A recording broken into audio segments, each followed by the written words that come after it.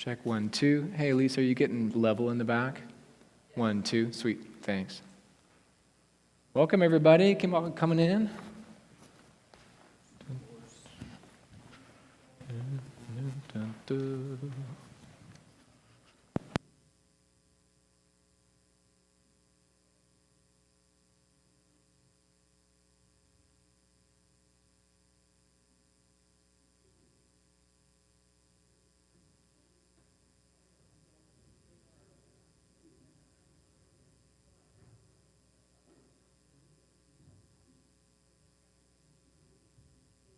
That's a pretty good idea. I used to do that.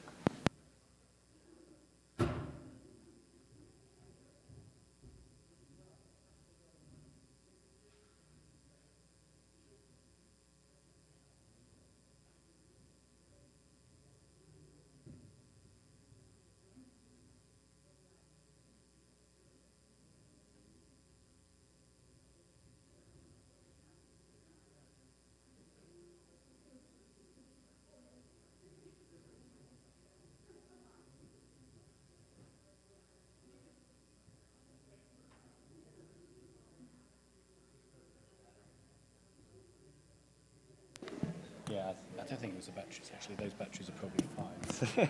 It was just sometimes when I put a power lead through this at the same time as that, one blocks the other. I don't know why. I'll go mute you in the back. So. Okay, Yeah, that's great. Yeah. Thanks. Do you need anything else? No, it's all right. I'll, hold on.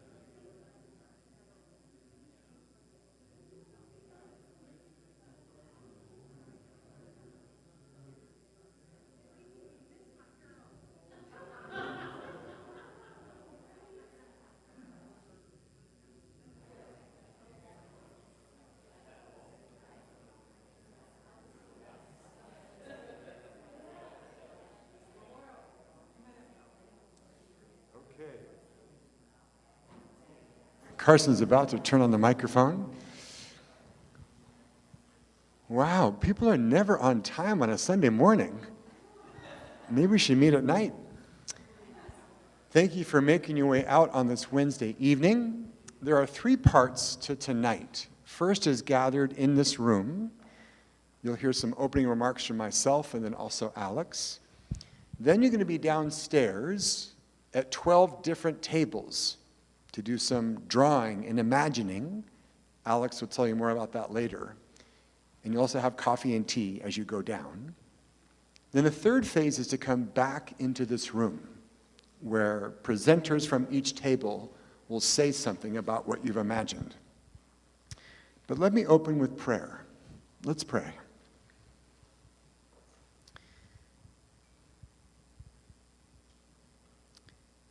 Lord, in the beginning, you created. And Lord, you have kept on creating. By your Spirit, would you keep on creating tonight? Not just ideas for this building, but ways you want to make your body, the living stones, these body parts here gathered, alive and creative and responsive to you and reaching out to our neighbors. This is what I ask of you as we begin to brainstorm. Guide us, Holy Spirit. In Jesus' name, amen. So this summer, some of you know, my family was on pilgrimage across Spain. And every now and again, I would see something that captured my imagination, like a cloister made of stones and a sculpture of hands breaking bread. And I sent one of those texts to Dennis. Dennis, can you just raise your hand? Dennis is the architect from KDA down in Yakima who will be helping us with this building. But as I kept walking and walking, we eventually made it to the edge of Wales. This is the valley in Herefordshire that many of you helped send about a dozen of us, young ladies and one pastor, to walk and explore 5 or 6 churches that on average were about 500 years old. But there was one building in particular called St. Peter's that we walked into that for me was the perfect blend of an ancient, sacred site and fresh, imaginative, light coming into windows, ample toilets, and a space that you wanted to be. And we asked Simon, the rector, how did this happen? And he said, well, there's a guy named Alex, who's an architect in Herefordshire. And so my wife, being Julie, thought, I'm going to call him. And got in touch with Alex and told a bit of this church's story, both how WBBC has been here for 100 years and has recently gifted the building to Trinity. And we're wondering how to both stay true to our roots and imagine the next 100 years. Julie then suggested that Alex come to Washington State, and I think you said no. But Julie probed and found out you've got a brother living up in BC. And after more conversations, Alex thought, I think I might just go to America for the first time in my life. Today is his first full day in the States.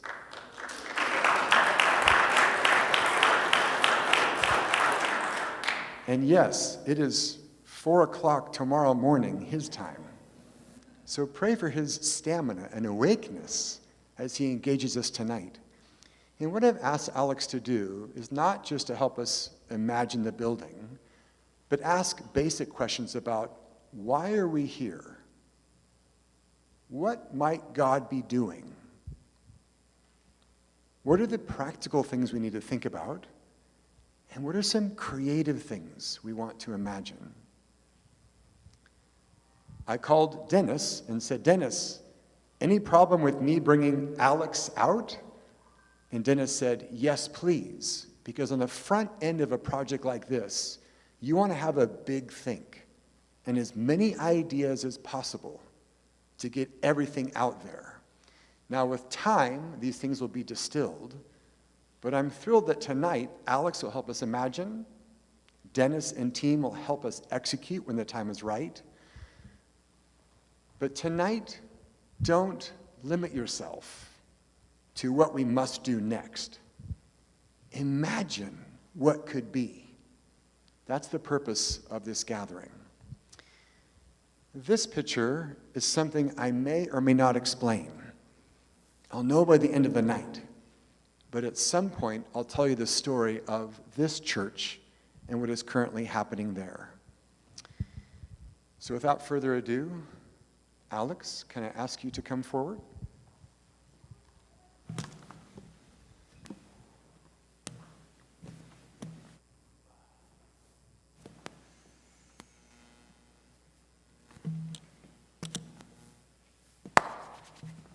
Hello.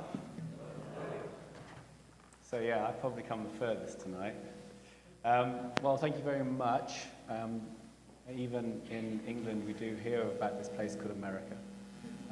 So it's actually great to come here. And there's been such a warm welcome already. Can you all hear me? Is that all right? So thank you. It's a bit of an adventure, and I don't really know why we're here. I mean, I know why we've come, but it very much feels like we're making the road by walking here. And it's a new day. I know why. It's because you're here. Because I'm what? It's still here. Oh, look at that. Thank you. I took it off. Is that better? Oh, yeah. So much better. Thank you. And it might go better in this ear. You think? Try that. We should have practiced this. That's even better. We're getting better and better here. Okay, so I'm Alex, first time in America. Thank you very much. Yes, so we thought it was kind of useful to for me, church projects, I work with people's houses and I work with a few churches. There are less churches than houses. When I work with people's houses, it's relatively easy. There's usually a guy and usually a girl, and we have coffee and we sit down, and they generally know they've got some good ideas already, but we want to discuss that. They want my input, I need their input, and together we just sort of come together and we start taking the project forward. Now, what I've learned through working with churches is that basically we've got to do the same thing, but there's a good deal more people to involve. And when I haven't done this, there is a danger that someone engages with me, we have good conversation, we think everything's going well, we develop some plans, and then 2 years down the road, bang, the whole project gets blown out the water because we didn't know someone, or we didn't know the person, or we didn't involve them, or something. So, rematch, I try that thing again, I involve a few more people, and we get a little bit further. What I find is actually, we want to create that bigger conversation. We want to create that at the very beginning, and that's what tonight is about. Now, what I'm expecting from tonight is a couple of things. We could always be surprised. That's usually what happens. But usually what I find is that as we play this game and it is a game, being an architect, tonight we're going to invite all of you to be architects and draw and talk and do the stuff that architects do. And as I do that, the really fun thing is that you get to hear about what the other people that you're sitting next to think about what you've been thinking about but not really talking about. And that's always really good. And the great thing about that is that we get sort of themes, like there are a few things that everyone's thinking, but no one really thought that everyone was thinking. And everyone gets to hear that and understand that there are some themes that some stuff that we really should do, and there's not much contention about that. And also we get a sprinkling of ideas that only a few people have kind of thought about, that no one else has heard yet. And as Matt said, we don't know where those things are going to go yet. But if we don't do it, then the real danger is that we don't hear those things and people don't understand those things, because all of these ideas are within you already. I find that I don't have to come up with new ideas. Those ideas are always around. When a relationship works well between a client and architect, the architect helps articulate, develop those ideas that are already within people. So that's what tonight is all about. And hopefully it's going to be a bit of fun. So thank you for joining in with us. Before I thought any of that, I thought it was maybe a little bit helpful to have a little bit of background to me, because it's a bit weird me standing in front of you, for you and for me. So I thought I'd tell you a little bit about us and a little bit about me, where we come from. Turn that off. Try again.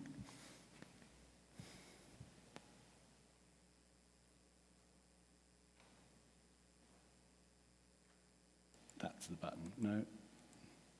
We're going to go? Oh, I know what I'm doing wrong. Starting at the end. Great. So this is me and this is you.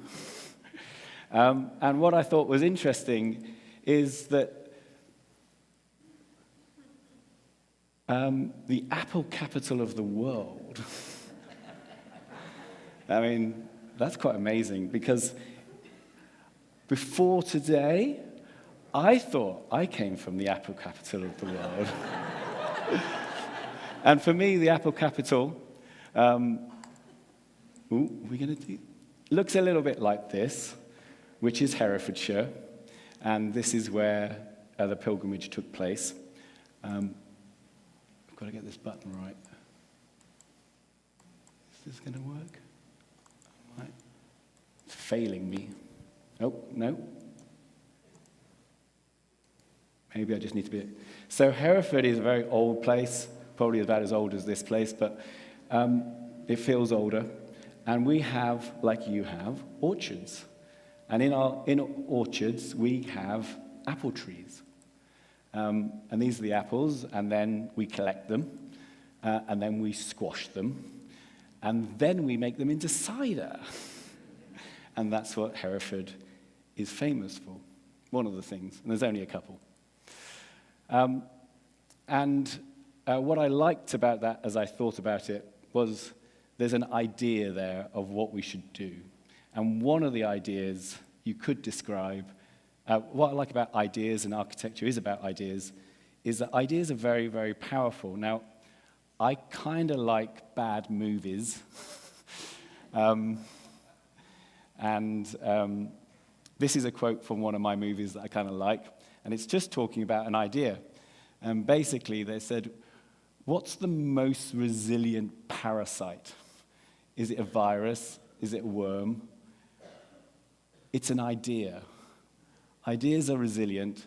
They're highly contagious. And once an idea has taken hold of the brain, it's almost impossible to eradicate. An idea that's fully formed, fully understood, that sticks. And today, what I'm trying to pull out of us is ideas. And some of those ideas, as they become fully formed, will stick, and they will transform this space and lives in this place. So it's quite exciting. One of the ideas that I really like, both about apples and about working with churches, is the idea of resurrection. So this is the very church that Matt was talking about, St. Peter's Church, Peter Church, a lot of Peters in there. And it's an old place. It's 1,000 years old. A lot of people have been born there, and a lot of people have died there. There could be 100,000 souls buried in that churchyard.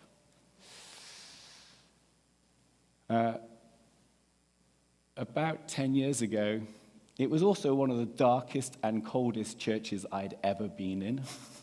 And I've been in a few. But this one, it still holds a certain kind of chill in my bones. And there was an opportunity for the church. And there was an opportunity for it to be used in a more extended way. But it had to go through a resurrection.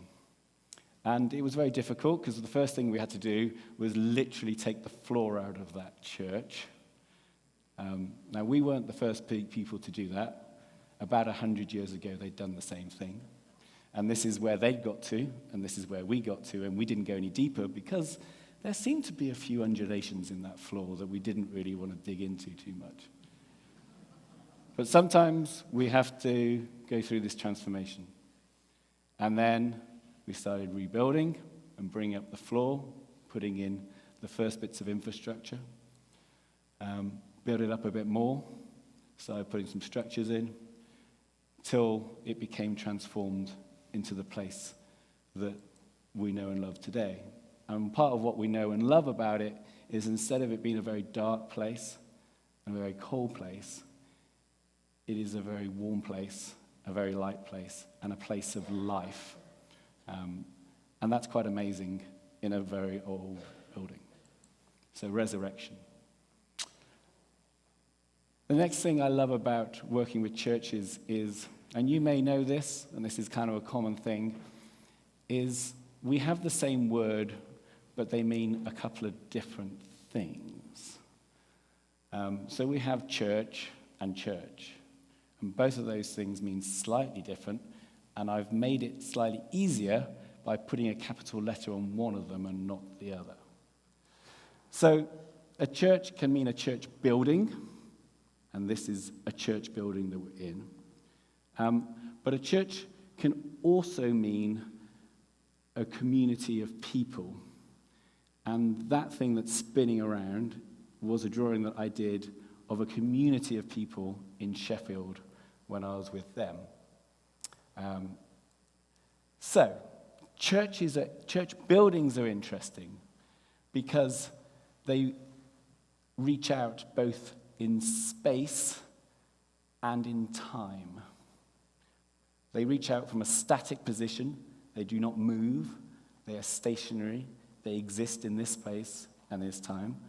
But they reach out into the space. This church is bigger than the building we're in. People know it from outside. And it's also older than just us. It reaches back in time. And the people that built those walls are dead now. But their hands touch those walls like our hands touch those walls. And as we touch those walls, we connect back 100 years. Now, not many things have that ability to connect us back 100 years. Or in the case of the church before, 1,000 years. If we go to the organization of churches, we also reach out in space and we also reach out in time, but we're dynamic. We move around. And working with churches is bringing both of those things, the church and the church, back together. Or we have to work with both of them. And if we work with both of them well, we have a very, very powerful object that can transform space and transform lives. The next thing I like working about as an architect, I like the idea of buildings. I think they're interesting. What I like about them, and particularly when people look at church buildings, they think that they're strong and they're stable and they don't change very much. That's what people like about it. In a world of change, they like things that don't change.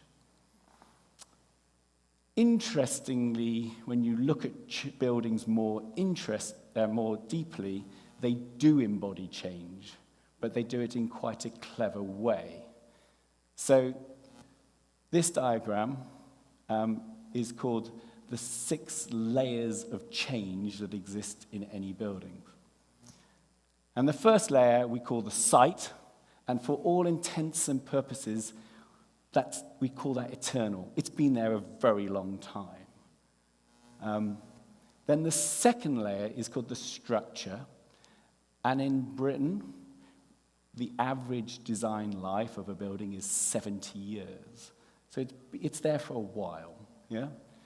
And then on the outside of the structure, we have this thing called skin, which we tend to look at as sort of our windows and doors. And they tend to be replaced more often. 30 years, 25 years, something like that, yeah? But they do change. And then we have our services, and that's our electricity and our water and our heating, and they tend to change every sort of 15 years. And then we have our space plan. Well, space plan are like your partitions and things. In busy commercial environments, they change every 5 years, but in churches, they tend to stick around a little bit longer. And then we have our stuff, which is our furniture. And that furniture can move daily if it needs to. Now, the way that I tend to work with churches is I just try and work with those 3 layers there. The top layers, the stuff, the space plan, and the services. I don't tend to find that I need to move around the skin, the structure, or the site very much. And through that, we can get some change and we can get some stability, and that allows us to have that continuity and also renew stuff that needs to be renewed. So this was the drawing that I did for St. Peter's Peter Church, and the idea was to provide a new space plan. We had to use the building differently, put new services in there, and manage the stuff. And that's what we would look to do in that. But the structure and the windows and the space of the building, that was all unchanged. So our new space plan came through our floor, which also contained our heating and our electricity. And then we went from pews to seats, and we put bits of furniture in there in order to manage the stuff that allows this to become a play group one day. Have I got a photo? A kitchen, another. Come on, baby. There we go. We've got this. You can do it. That's it. Come on. Great. Sacred space. Churches exist. They're special spaces in their community. This is another church we worked on, and that idea of that crucifix, that cross, went all the way through that building and reached out to its community. Interesting yourselves, your church building is on a crucifix, on a cross within your community, and it reaches out in all directions. And as we bring that cross into this particular building, we had this crossing, and sort of north-south, there were 2 doors, and people came in and out of those doors. And that intersected this journey east-west.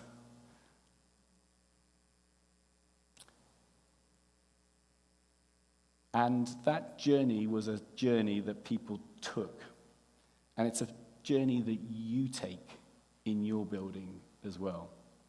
And that is the idea that when we come to a service, we are coming in from our week, from our days, and we are climbing a hill. And as we climb the hill, or the hill of the Lord, we get to the top. Climb, we climb, we climb, we climb. And at the top of the hill, we take communion. We celebrate, we consider, we die, and we are reborn, and then we turn, and we go back, and we walk back into our lives, reborn, resurrected, ready for another week. And that is the journey that we're taking. as we come in and out of our church.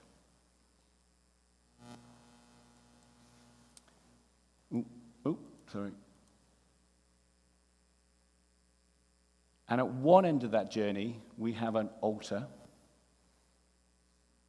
which can be quite a beautiful thing in a lot of churches. It's the high end of church, the east end. And at the bottom end, there's usually just absolute chaos. It looks like a jumble sale, or it's just kind of crazy. But what we try and do at the bottom end is that we try and put another altar in, and I try and do things like this. And this I call my altar of everyday life. And it's something as simple as something that transforms into a kitchen. And that's so that, as we come in and out of our building, we can come in, and although we celebrate something very, very solemn and very, very sacred at this end, we also get to do life together at the other end.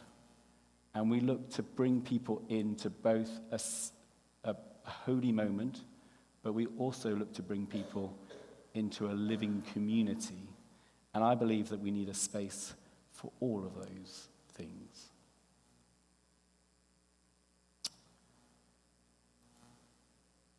My final idea for tonight, and thank you for listening so patiently, and I hope it's been of some interest, is, as I said at the beginning, a conversation is a great design tool.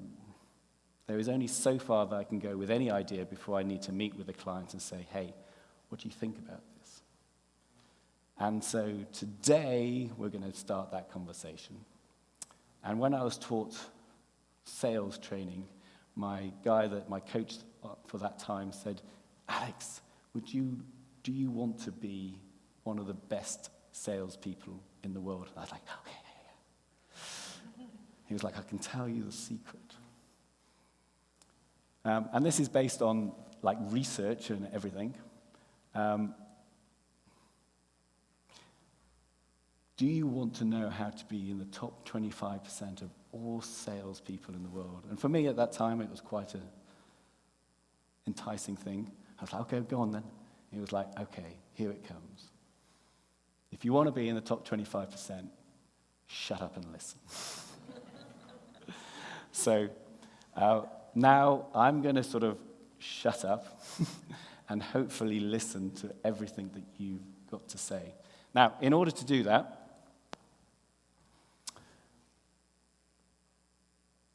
we're going to invite you into an opportunity to do some drawing work and some discussion work. So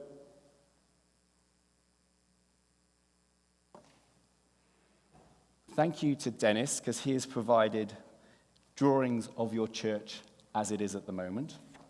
And there are 3 drawings, one of the downstairs, the basement, one of this level, and one of what you call the second floor level. And you may have ideas, you're going to work in groups of about 4 or 5 people each.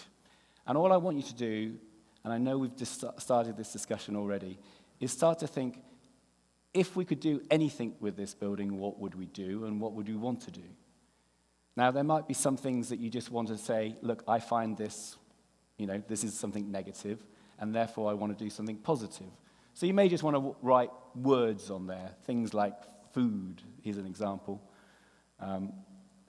Or you may say, we just need to take out all of that stuff over there, it's really not doing very much, and we need to put like a swimming pool in there, or we need to create a pizza oven out there, or we need to just take out this wall, it's just, We need to take out the seats, and we need to put in sofas or whatever, It may be that you're thinking that the ceiling, the roof of this building is just unbearable, and we need to take it out, and we need to have a Hogwarts ceiling or something like that, where we could see the star and the moon and the skies. We need to have a river running through here. I just can't deal with the carpet. Let's take it out. We need to have a few orchards around. I don't mind. They also don't have to be wild like that.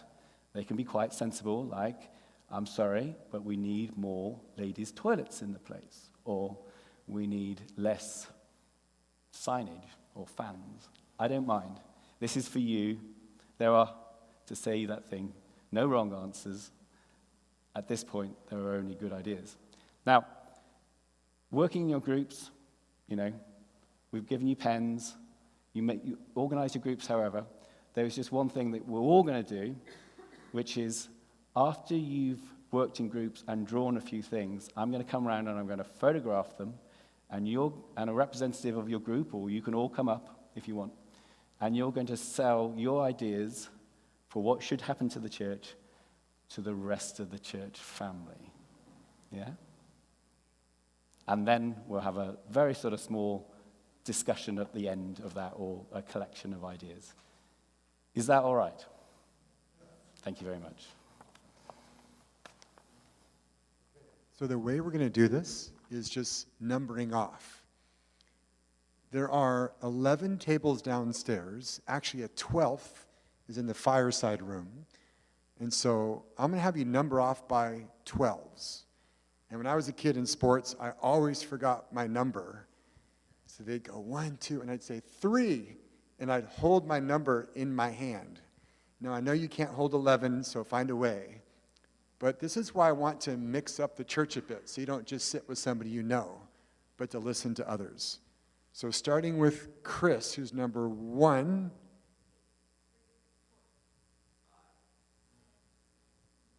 Seven.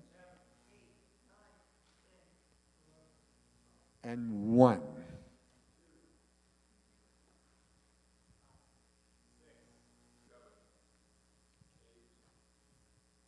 Nine. Oh, Dennis is a free floater. So am I. So are you. We're shutting up and listening. Julia.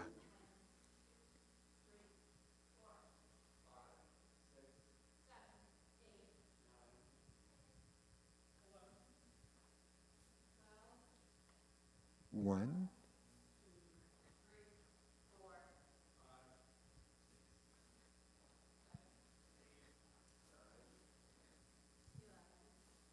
12, Perry. 2.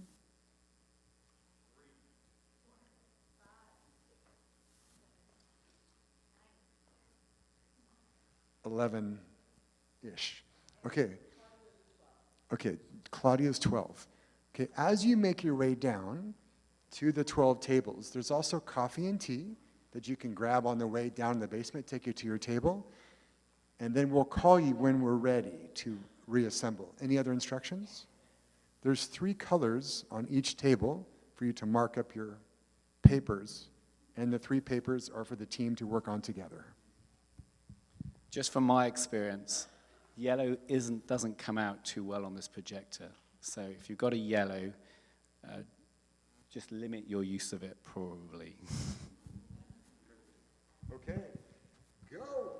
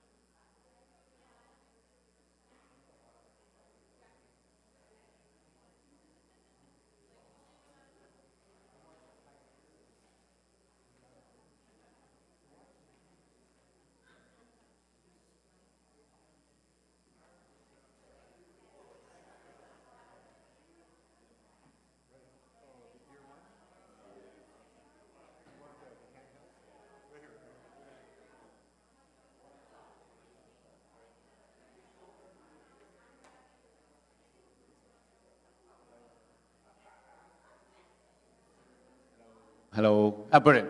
Okay. Let's get ourselves back in the room. We're going to need to be quite quick about this because we've got a lot of ideas that we want to go through. So one at a time, before we get going, I need every group to give me their drawings. If you sort of hold your drawings, come and wait like nice English people in a queue here. Give me your drawings and I'll photograph them just so I can get them in the computer. And then we will start. As your group decide how you want to present this, we're going to give you about 2 minutes each. So you've got to be quick. And you can either do it as a group or you can do it through the medium of interpretive dance. We don't mind. But you've got to communicate it. And as if you were trying to pitch for the work, yeah? So let's keep it real. I've got the first one, I've got the second one, so if you've got a group of drawings, just come and stand here. I'm going to photograph them right at the top there, because the light seems to be reasonable there. Thanks. I can bring them to you. Okay, I'm going to do that.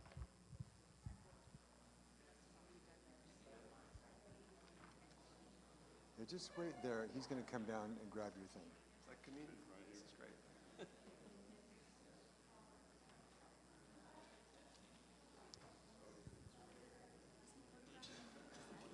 I think he's going to put them up on the screen once he photographs them. Yeah. And what? Yes. I'll double check.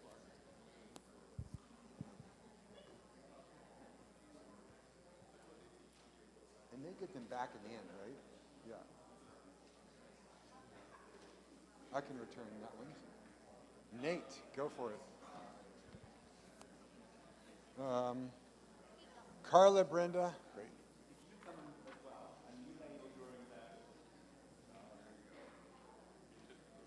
I guess you're supposed to go up. I think he just wants you to lay them like 1, 2, 3, and then he's taking pictures and giving them back to you. We have, most of ours is on 7. So Tell him that, and he'll choose what he wants. you don't have to take a picture of these 3 plus these maybe, I don't know. I'll ask him. You've only got 2 to 3 minutes to present. Are you the presenter? I am. Others have left. I took the notes.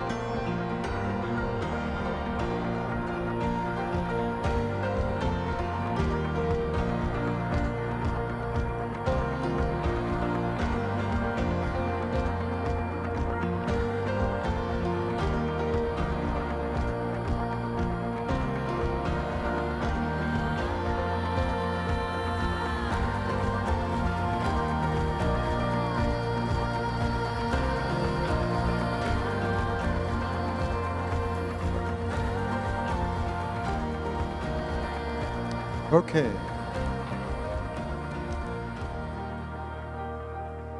Would whatever team produced this send your person up? Doug Hall.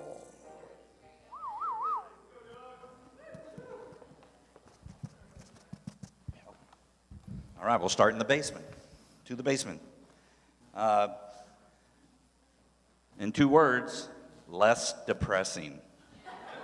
There you go. And one way to do that would maybe be with LED lights, which could be programmable to change colors, which I have at my house, and Jessica will tell you they're pretty cool. Game room, arcades. I don't know. And I thought maybe an indoor shooting range would be kind of cool. I think that could bring people together. And then we got ice cream social. The kitchen, it'd be nice to expand the kitchen if we could do that.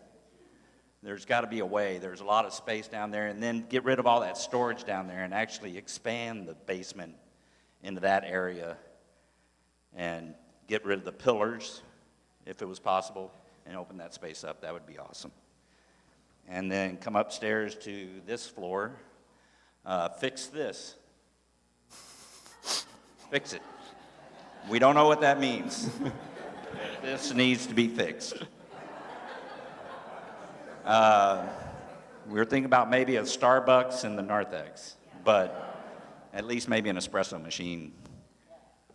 Iona wants to be a barista. I am a barista, so there's 2. The playground, I've often thought for years, a playground over here, a picnic area with some trees, and a fence so that the kids, when they play, we don't have to worry about them running out in front of the bus. That would be really, and I actually had talked to Brethren Baptist about that years back, and they were very open to the idea, and we actually looked at how it could be done, and I think it would be really a great asset. And then Iona had a great idea, a prayer chapel, that, there she is now, speak of the devil. I don't mean that in certain, but like a prayer chapel that could be open 24/7. Yeah, whenever we were in Europe, there would always be a church somewhere or some sort of chapel that was always open where you could just come in and pray, and it was just felt like a beautiful, holy place that was quiet and available whenever, and it was just so wonderful to have, and I thought that would be really cool to have here.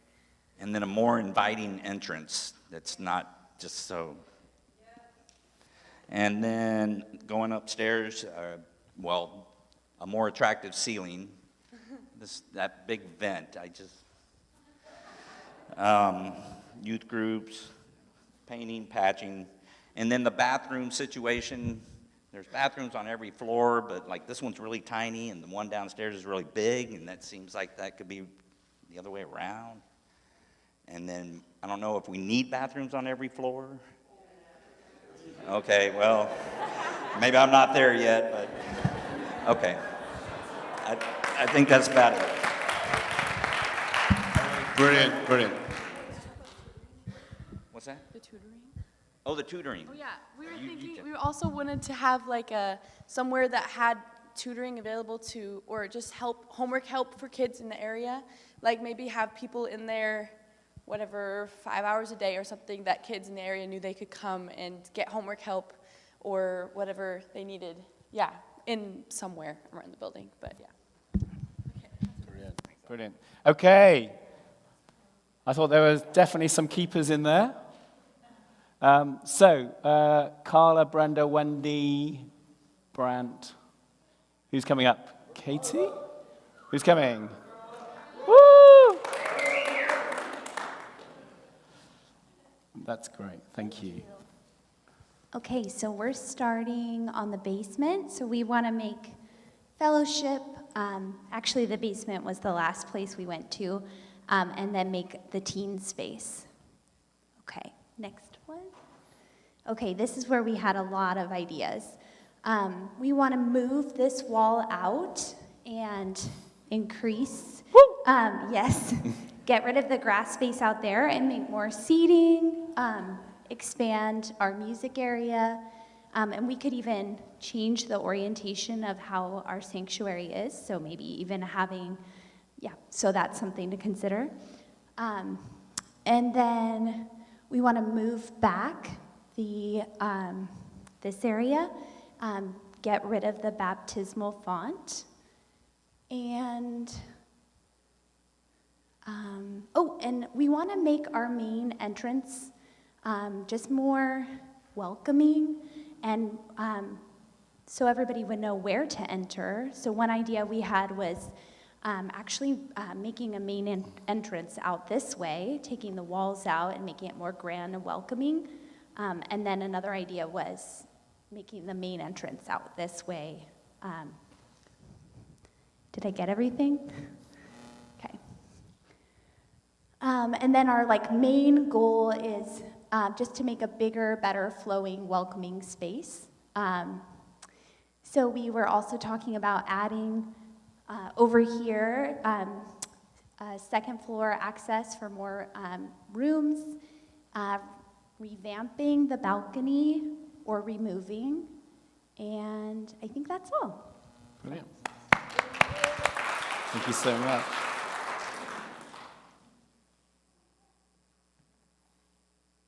So, who's this? Oh, brilliant. Thank you so much. Are we all enjoying this? Is it good? Good to hear each other?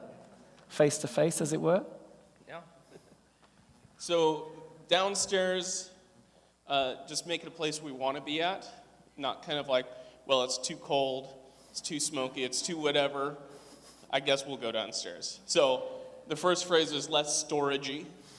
Downstairs would be nice. Not, just we have storage down there. So we love the fireside room. We'd love to capitalize on that room and just beautify it. Even take out, because we have so much storage down there, we could take out those 2 storage units so the fireplace is actually centered in the room too, because we like things to be centered. The solar tubes for natural light. I guess Regent College has a really cool lighting in their facilities. So just having really powerful beams of light from outside coming down into the attic or into the basement would be great. Yeah, that's about all we have for that one.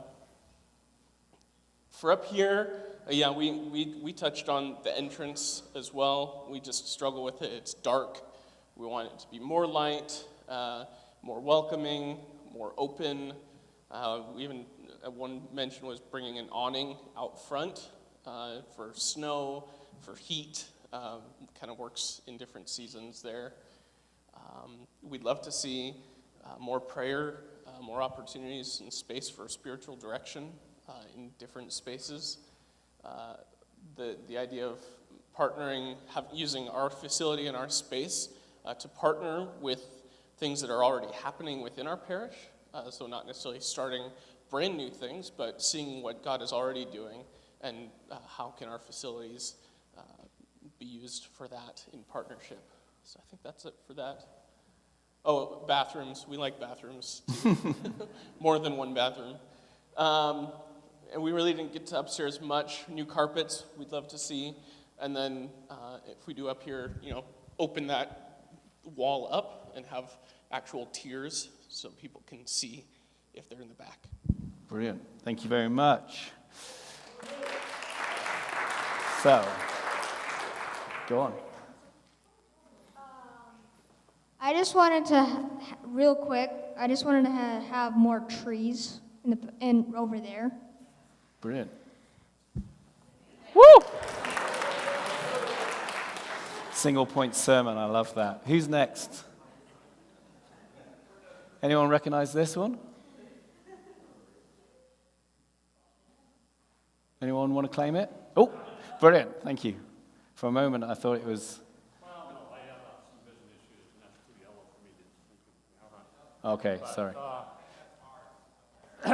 Yeah, I'll also be looking very close with this, so I'm no eye contact, I apologize. Basically in the basement, a lot of the same comments. Upgrading the kitchen. It's actually not a bad kitchen. It's better than some I've had in some churches I've been in. but it really needs new appliances, dishwashers that work, things like that, and mechanical systems and things like that. Fireplace room could be more welcoming. How about some furniture? How about maybe some way to shuffle things around and make a place space for some service, or put it back at just something that can be adjustable but is welcoming and comfortable. Big issue, noise. It's very hard to have something go on down there. It's hard to hear yourself think and other people. And I was noticing when I was sitting down there getting ready, we've got the acoustic treatments on the walls. Why aren't they working? It's the ceiling, floor, so it needs something. Lighting. We need better lighting. I mean, it's maybe going to be hard to get a solar tube down there, but we could do a lot with lighting if it was just good. And one thing we mention on almost every floor is traffic flow. It needs to be welcoming. It needs to kind of self-direct people where they need to go. We tend to choke off stairways and things like this. It's a problem sometimes. And my personal pet peeve, and I mentioned it to my group, we set up for coffee. We have a nice day. I'm visually impaired. Carrying something on the side, I'm instantly blind for about 20 minutes. I'm trying to go down the stairs, carrying something, can't see the stairs, and kids are trying to force their way past me, and it's not a good thing. And that's my pet peeve. Also, we got to quit storing stuff in these escapeways, these fire escapeways. Can't do that. Some other things we talked about, and traffic flow is the big one. Play area is a big one. Generally, that's it. Not as many comments here. We had some upstairs that probably belong down here. I'll get those when I get there.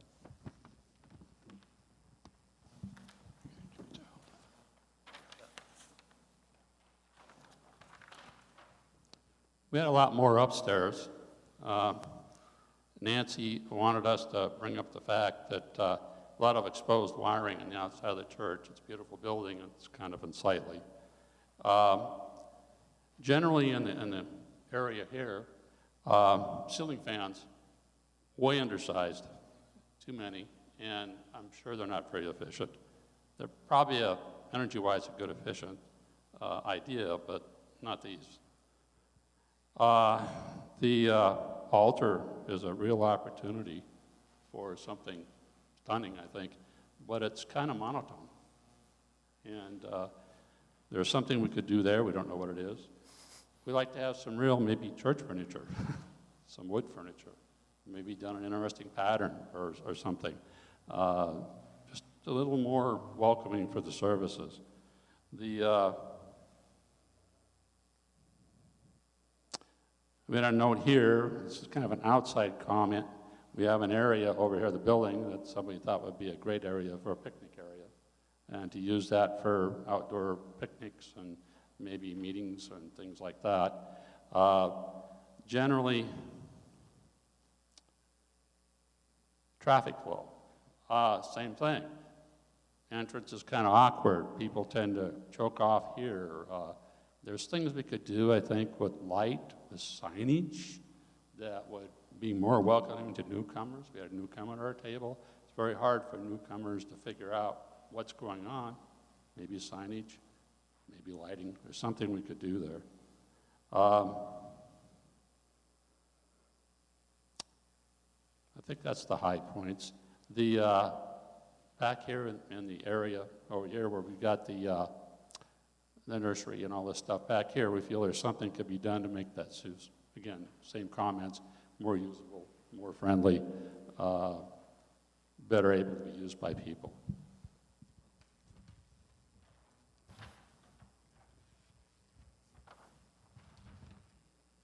Upstairs, we kind of, obviously half the upstairs is here, but the balcony should be opened up. I think we have the same comments about traffic flow. I think I jotted some notes on here, the other one about it's a beautiful building, the stone is unique, the things that, like these windows and whatnot, have a lot of character. The doors outside match these, but they're falling apart. The windows that aren't worship-related probably need a significant upgrade, something that would complement the style of the church rather than kind of fight with it. It looks pretty functional.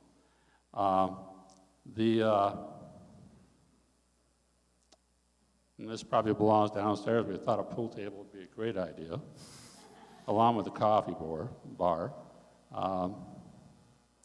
Sorry, I'm not able to read this, but you get the idea. Generally, the thing that came up the most was every floor, every place, trying to organize this for use to get the traffic flow. The newcomer mentioned it's kind of hard to keep track of the kids because they can disappear and get lost in crowds, and it's uncomfortable for them. And, it would be nice. I think if we could do something with maybe with facilities planning as far as the use of the facility, but again, signage, lighting, trying to accentuate the areas we want people to congregate in and de-accentuate those we don't want them to comment on. Have some signs, have some traffic flow just built in to the property. Yeah, I think that covers it.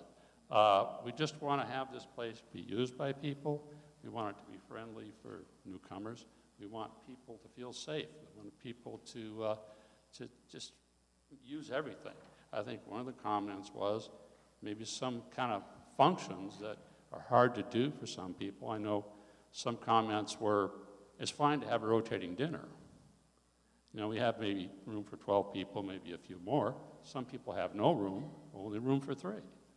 And the suggestion was, well, if we had a nice area here at the church, we could do better with that. So that's it. Brilliant. Thank you so much. Here we go. Here you go. Hold on. Sorry. Can I give you these? Sorry.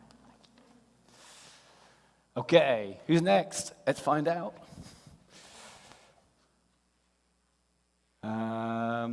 April, David, Sarah May, Guy, Rebecca. Thank you very much. Perfect. So starting with the basement there, just to reiterate the flow comments that we've heard, really trying to connect the multipurpose room with the fireside room. Just they feel so light years apart sometimes, and they don't necessarily need to be one and the same, but to connect them better. And as was mentioned, better lighting down there, and just brighter, and switches. You almost need an AA degree, specifically in the switches of Trinity, to know how to turn on and off all the lights. I'm just in my first quarter of study, so yeah. Upstairs here, probably our big idea is main entrance. Like, we want to see the entrance right there. So you come in, it's obvious. It's like you come in, you can see the cross. But then we were torn with, like, well, this is where the obvious kind of visual entrance is outside here, where it was historically. So you can sort of see, we imagined a larger, more inviting set of stairs coming up over here. But the bottom line is you see at the top there, is make it obvious and make it inviting. So that was the big one. Few things here, kind of balance out the visual, as was mentioned, of the altar space here. I personally would love to pour a concrete floor right here so that when you come in, it's not like a dance floor. I mean, it's good when you have some sponginess if you're square dancing, but maybe it's good too for church, I don't know. And then it'd be lovely to move the elevator because it's just sort of kind of in the way, but who knows. So, yeah, those are the ideas. Upstairs, we didn't get much up there, but we noticed that there was a wobble in the stairs up there. So there you have it.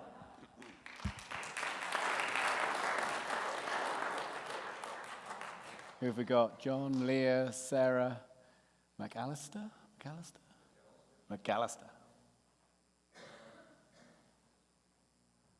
Thank you. We basically did not use the diagram until at the very, very end. we just made our notes on paper, and I'll just hit the quick highlights.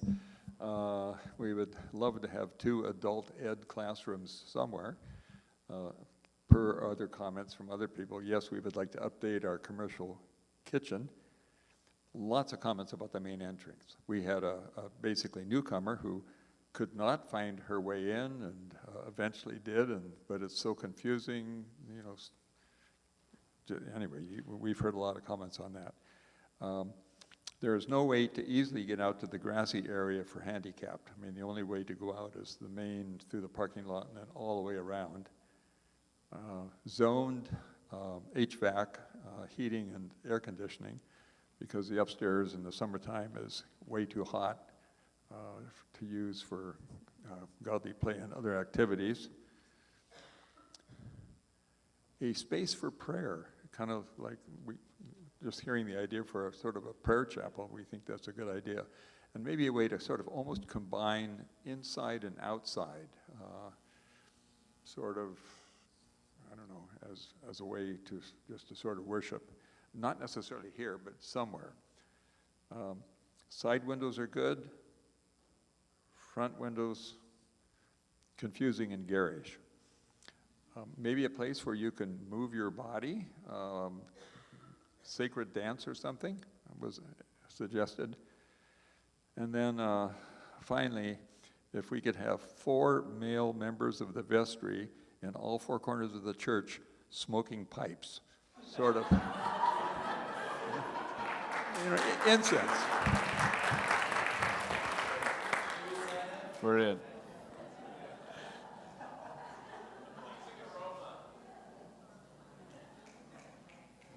Lots of light.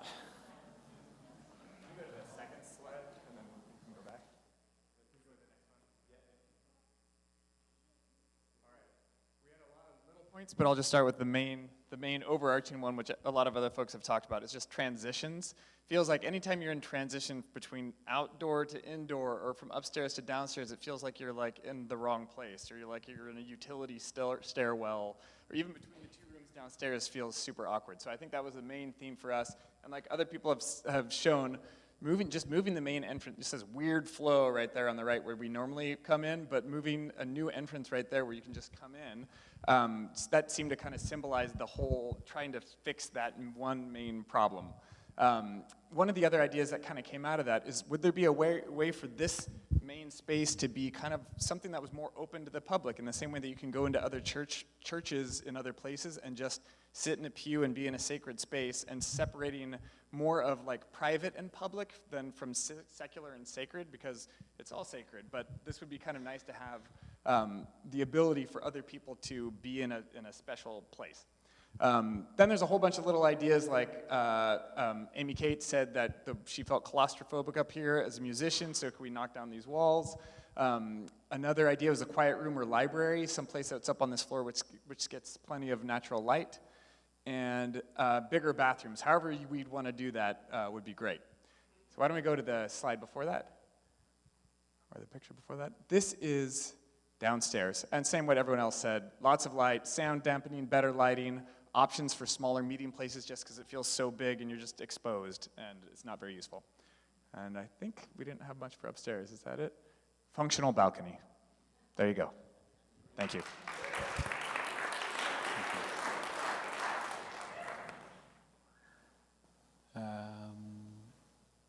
Okay, yes.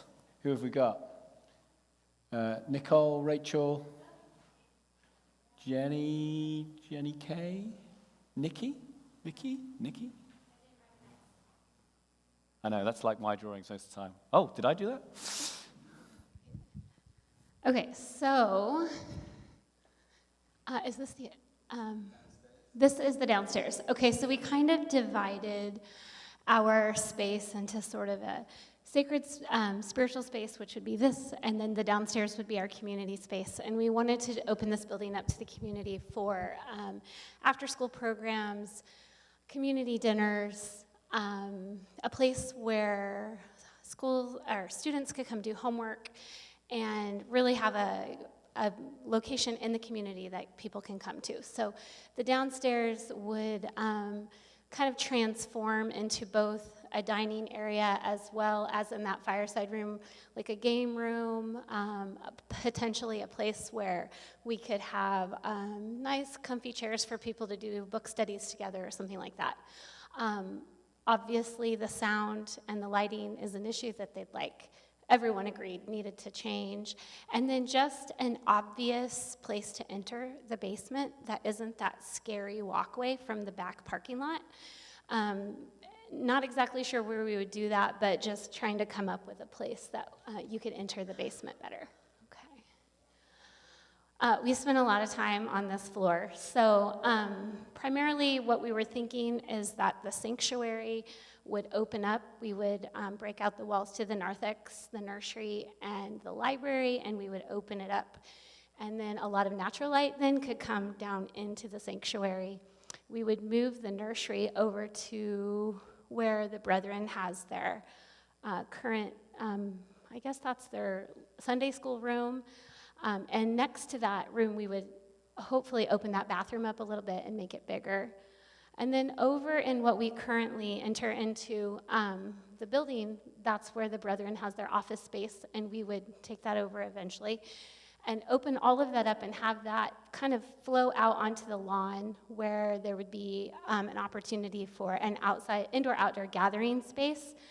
We didn't put a fence there, but we probably should, just with all the little kids that run around. And we actually also talked about trees and shade because we spent a lot of time outside in the summer and it's so hot.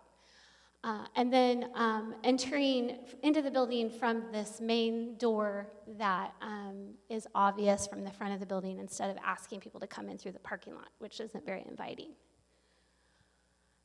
And then upstairs, currently the balcony is being used for some Spanish classes and it's going really well, so we were thinking that that could be a predominantly adult classroom space, and then it could also transition into additional seating if we needed it. There is currently a prayer room up there, and we thought that that could be remodeled and just made very inviting and continue to be a place for prayer. And that's really all we have for the upstairs. Yeah. Thank you so much. Right. Who have we got? Anyone recognize this one? Oh, Julie.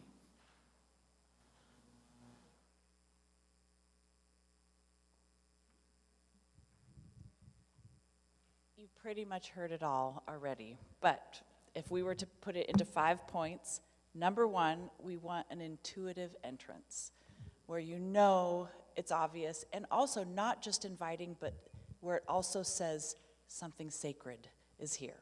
So we wanted an intuitive and kind of sacred entrance.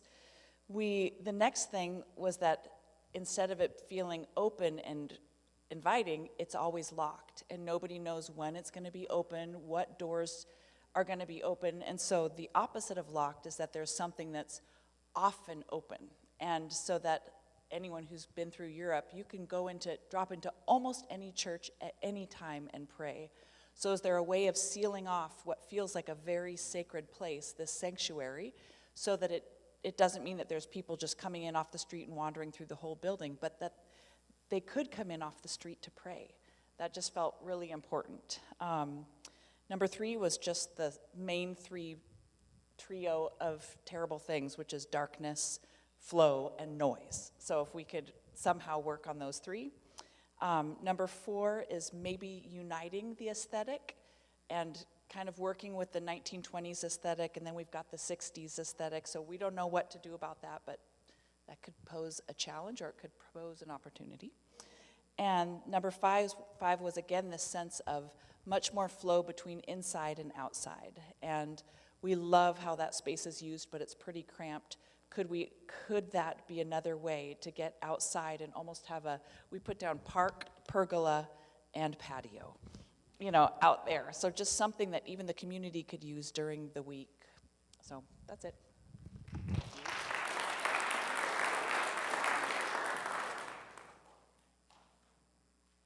Okay, Don, Blake, Dawn, Hannah, and family. Kelly.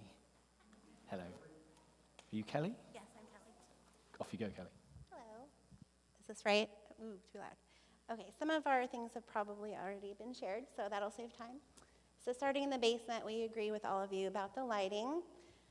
We would like, I think our themes were like multi-generational and multifunctional, so that every space can be used 7 days a week by all different groups. So we wanted to keep that big room pretty neutral, so that if you have a wedding there, or you have a children's play group, you could use that for either type of thing. So we were envisioning maybe like wood floors and sort of neutral colors. And then because we have that fireplace, we wanted to enhance that and kind of make that a focus. And we thought maybe that'd be a good place for multi-generational conversation, maybe like a little cozy library, something like that. I think that's it for this slide. Okay, it gets a little busy. Like everyone, almost, we want to make this one big thing and go back to the original where it was a bigger sanctuary, blowing out the narthex and I think the nursery and library. Maybe to have one service again would be, that's my personal, like let's all fit in one sanctuary. We agreed with you all about the signage and the direction, having a more obvious entrance. Someone in our group mentioned that he thinks 100-year-old buildings traditionally have red doors, so maybe the doors would be red and obvious. We also agreed with outside space. We were envisioning a multi-generational fence because of the children, space that maybe would have like naturescape sort of play area for the kids and benches for adults, maybe even like water fountain or little water fountain for dogs for the community. And we have that graffiti zone in the back, and someone in our group suggested like putting a bunch of vines and things that people can't spray paint just to sort of beautify that. Then we envision the Brethren Baptist offices, if someday they don't need them, becoming our new offices for the pastor and the pastoral staff. And maybe that could be like an awesome bathroom with bathrooms for everyone. And maybe it could have a second story, so we have some more space that we all need. And then those offices that we currently use could be the mother's room and the nursery, so it's still pretty close to the sanctuary. I think that's it for the, oh wait, we actually like the front stained glass, and we love the side windows, but we don't love the actual window panes. So we were like the opposite of a previous group, so to each their own. Okay, so is this going down or, oh, up, okay. So the Sunday school rooms are pretty functional for Sunday school rooms, but we only use them a couple hours a week. So that seems like a huge waste of space. So whether that's all the other things we've heard, like homework help, there's a huge need in our valley for daycare. We could use that space for something else, hopefully. And someone in our group mentioned we feel like when our kids hit about 12, there's not really a space for them here or things necessarily that are, this isn't like the anchor place for all those things. So we'd like to see the design for all life stages from infant to seniors, so maybe upstairs could be that. And then we just focused on community outreach. Again, the wedding venue maybe, indoor play space for like stay-at-home parents to bring their kids, and the daycare. Is that it? I think that's it. Did I miss anything? Team? No? Okay, I think that's all.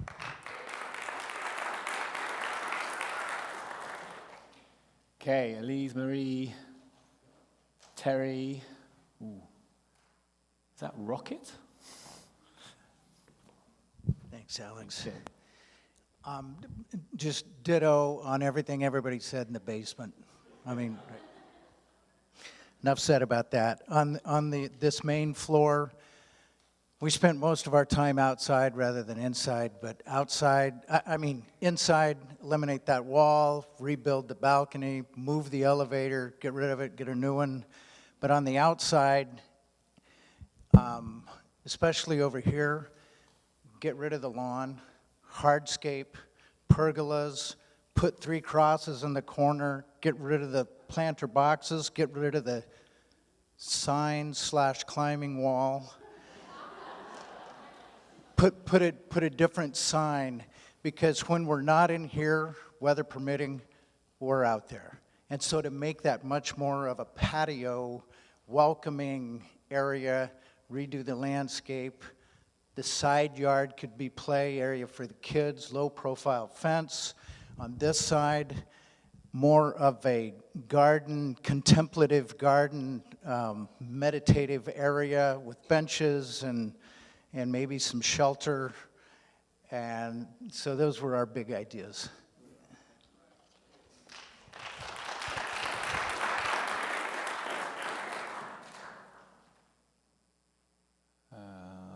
Is this the same or? Oh, great. Sorry. Okay, my group was Chris, Julia, Susan, Perry, and myself. And our kind of overall theme was there is no budget, so spend money and make the architects love us. The structural engineers aren't here, and we have no capital budget committee, so nobody hate us. Starting down in the downstairs, open up the kitchen with a bar out front, and so they could be part of the fellowship area. I think it's already been said. Take care of the bottleneck between the fireplace room and the fellowship hall. And we had down here where the storage was, take that out and put some kind of platform stage, just if there was some kind of presentation going on. Of course, the fireplace room can be beautified and made more comfortable. Also, is brought up insulation and soundproofing downstairs, so you could have a party going on down here and a worship service upstairs. Then on the main concourse here, this is where it got expensive, but we agree that it'd be nice to have an entrance coming straight in from the back, maybe a more dramatic, basilica type, sanctuary. If nothing else, take out the plexiglass and put auditorium ceiling or seating there. But if you could, just take it all out and just have it a great hall with a baptismal font in the form of a cross, pillars, maybe a small chapel to the side like they do, altar with a lot of European churches in the back, just as a side room.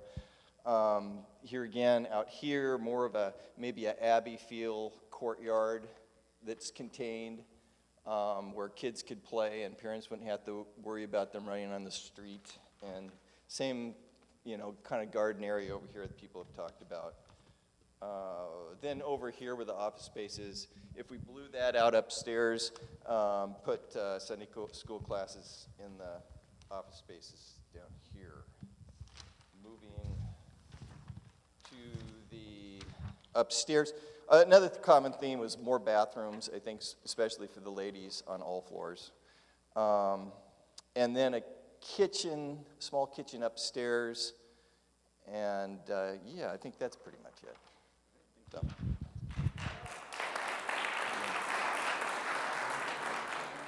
You certainly can. I was just thinking that we should put more drinking fountains, either inside or outside. So I think that's great. Yeah. Thank you.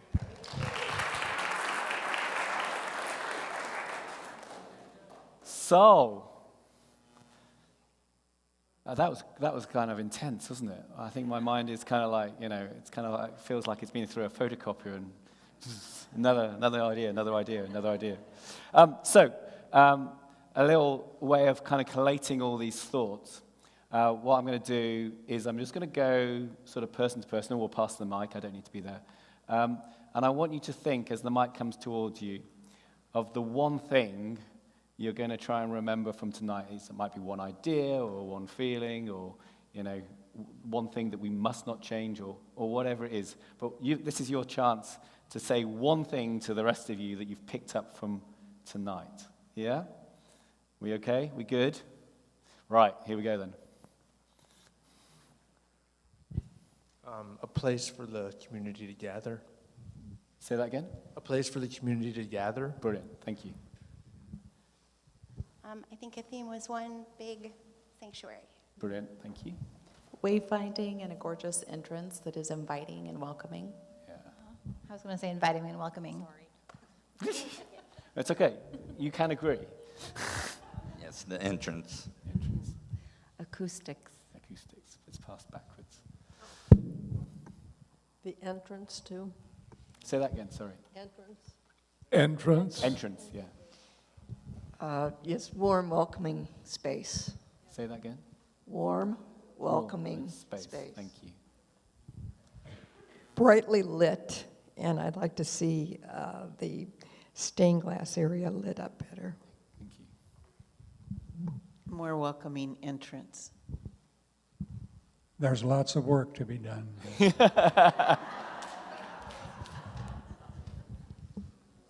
A fence.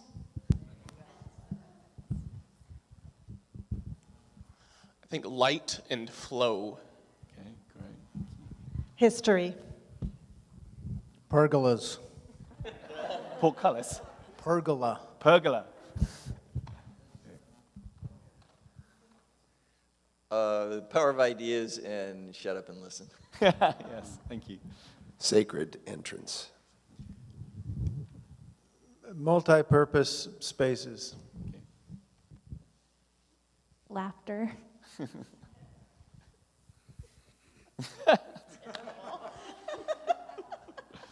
It's like on cue that was, isn't it? Contemplative space. Bathrooms. Natural flows. Fix the fact that we have a 100-year-old beautiful building with 70s stuff inside.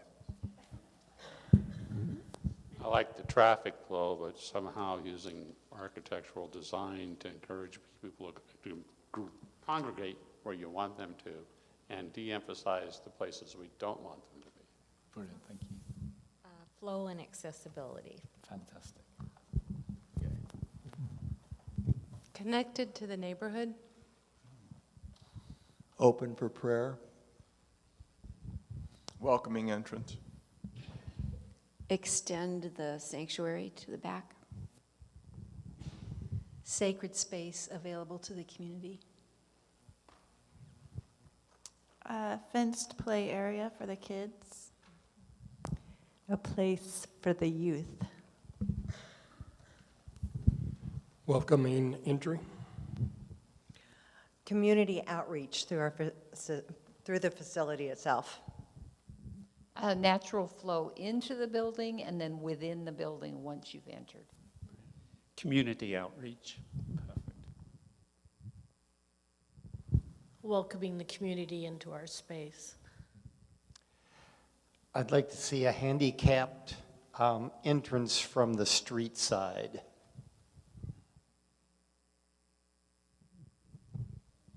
Flow and maybe a nice wide stairwell that's easy to walk through to get up and down. Better entrance and open the sanctuary. Ditto. I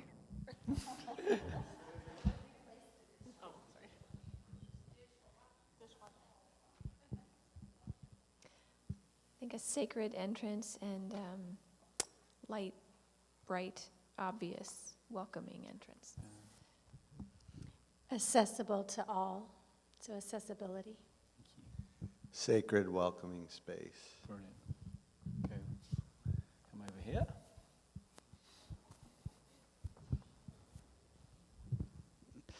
I basically heard intentional flow.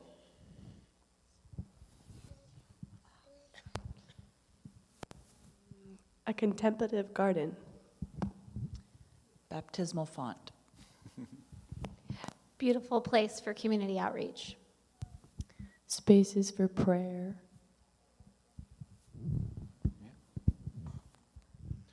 I'll say welcoming entrance and a plug for espresso. A contemplative place.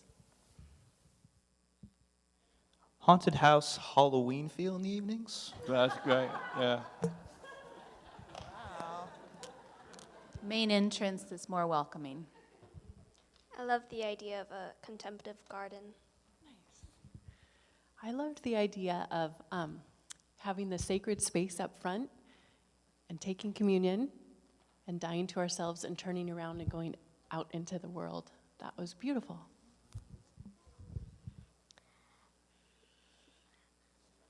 I think we need some more stained glass windows.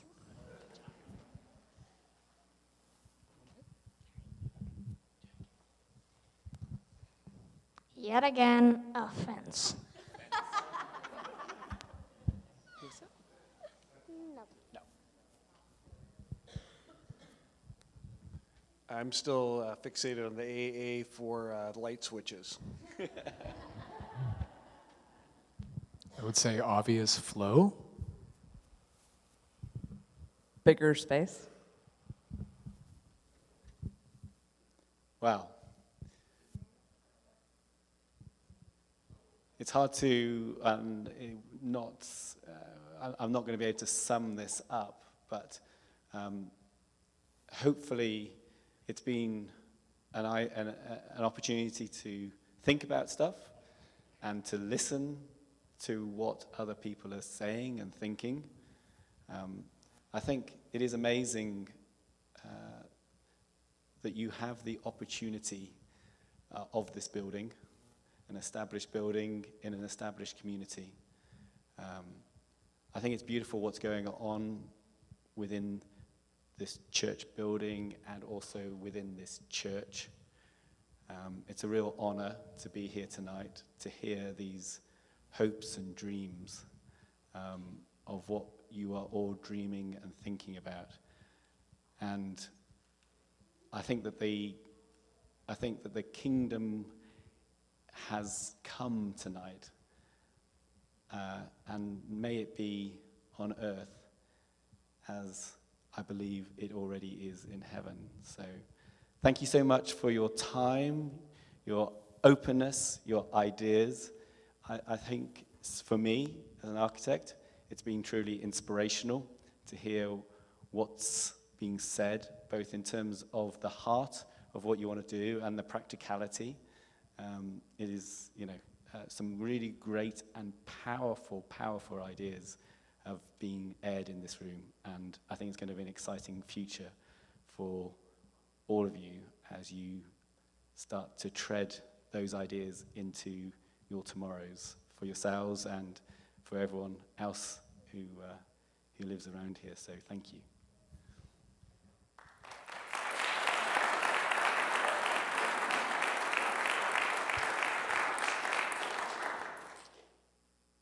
Be sure to say hi to Dennis on the way out. Dennis, just wave your hand again. I'm going to have either, Kirsty, can you just raise your hand in the back? This is Alex's wife, who's also here and still awake. I'm going to have either Kirsty or Julie close us in a prayer. Which of you feels led? That means Julie's pointing to Kirsty, which means, Kirsty, is that okay to put you on the spot? Yeah?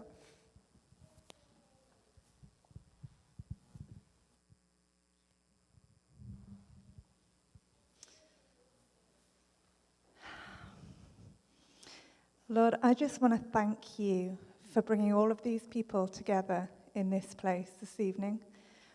And I want to thank you for connecting us in with our wider family across this planet. Thank you, Jesus, for all the plans, the purposes, the intentions that you have for all of us, our family, this community, and the people who this community are planning to reach, are dreaming to reach.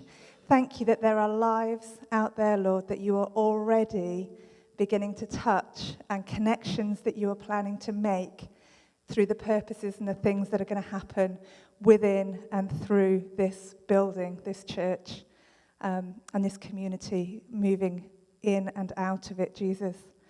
I just thank you so much. I just pray that all of these people have a safe journey home, and that they will continue to dream and to converse and to talk and to bring into definition what it is that you want to happen here, Lord, for your glory, your purposes, your kingdom, in your name. Amen.